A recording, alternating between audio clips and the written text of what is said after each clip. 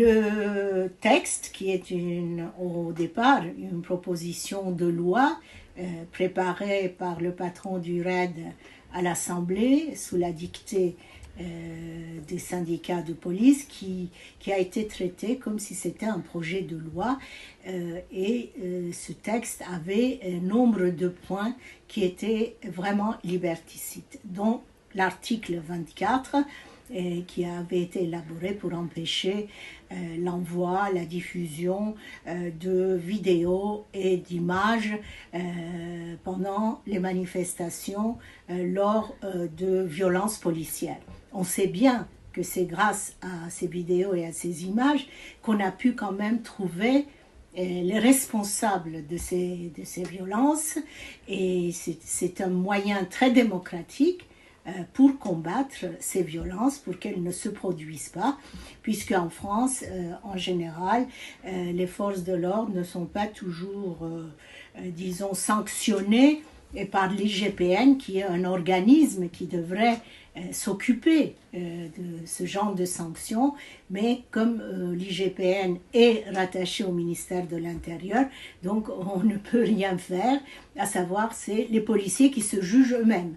Donc vous voyez, à cela il n'y a pas de fin. Donc on ne se condamne jamais soi-même.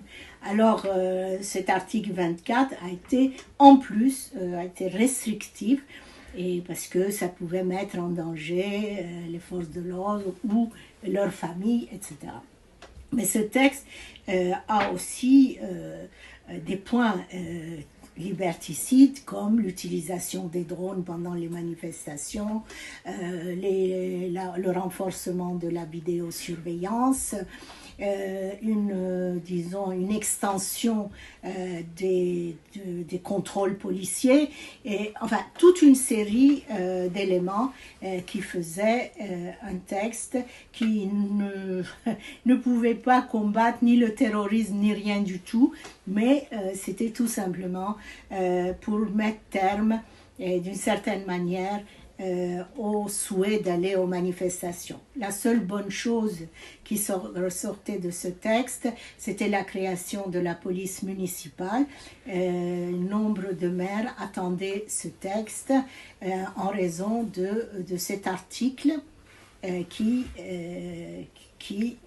rétablissait une police municipale. Nous, on s'est battu pour que la police municipale ne soit pas armée. Il y a eu aussi, et c'est très dérangeant, une partie du travail de la police, des forces de l'ordre, va être remis entre les mains de la police privée, à laquelle on a donné quand même beaucoup de place. Alors voilà, on a ces lois liberticides, dont celle-ci, qui a été suivie par le texte sur le séparatisme, qui avait pour but d'endiguer le terrorisme, et qui ne l'a pas endigué non plus, qui ne va pas l'endiguer. C'est devenu un texte stigmatisant, prenant comme cible les musulmans et faisant la confusion entre islamisme et islam. Alors, une démocratie ne peut pas continuer à aller dans ce sens, parce que les lois sécuritaires, hélas, ne servent pas beaucoup, mais elles servent à renforcer le pouvoir et à verrouiller l'expression démocratique des populations. D'ailleurs, on voit, et j'aimerais finir avec ça, maintenant, on est passé à l'armée, n'est-ce pas? On a eu cette fameuse tribune des généraux et des hauts gradés, et aussi de militaires qui demandent, vu la situation, appellent plutôt à un putsch. Alors là, on va de sécurité maximale, violence policière et, disons, violence contre un groupe comme les musulmans, par divers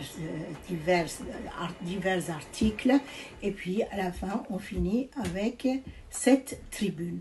Donc moi je m'inquiète des signaux avant-coureurs coureurs de cette atmosphère étouffante et qui donne l'impression qu'il y a un petit air de pré-fascisme en France.